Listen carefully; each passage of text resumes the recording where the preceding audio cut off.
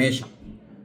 மேஷராசிக்காரர்களுக்கு இந்த வாரம் அப்படியே இந்த வாரத்திலேருந்து ஒரு 4-5 வாரம் சூரியன் இங்கே ராசியிலே உச்சமாக இருக்கிறார். கொஞ்சம் நல்லா தான் இருக்கும்.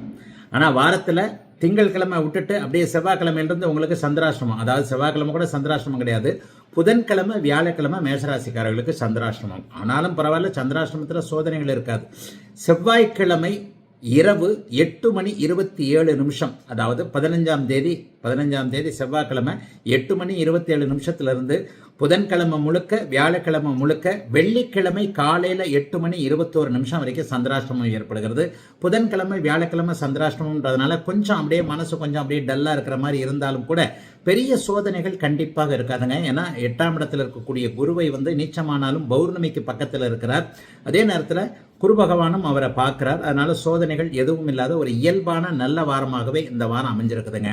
ஆனால் வாரத்தில் முதல் நாள் திங்கட்கிழமை பௌர்ணமி சந்திரன் ராசியை பார்த்து கொண்டிருக்கிறார். அற்புதமான நல்ல வாரங்க. பெரிய லெவலில் சோதனைகள் இருக்காது.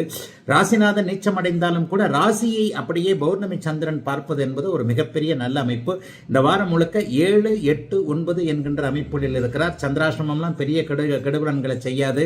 என்ன அமைப்பு இருக்கும்? நண்பர்களால் ஏதேனும் ஒரு உதவிகள் இருக்கக்கூடிய தன்மை.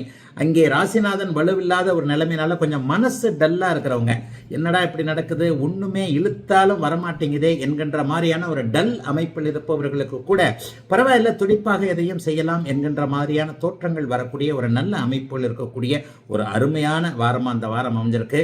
5ஆம் அதிபதியான அதிர்ஷ்டத்தை குறிப்பவரான சூரியன் ராசியிலேயே உச்சத்தை அடைந்திருப்பது என்பது மிகப்பெரிய யோக பலன்களை கொடுக்கக்கூடியது. ஆகவே எதிலும் ஒரு பூரணத்துவம், ஒரு அதிர்ஷ்டம் இருக்கக்கூடிய நல்ல வாரமாகவே அமைந்திருக்கிறது. மேஷராசிக்காரர்கள் எல்லோருக்கும் இந்த வாரம்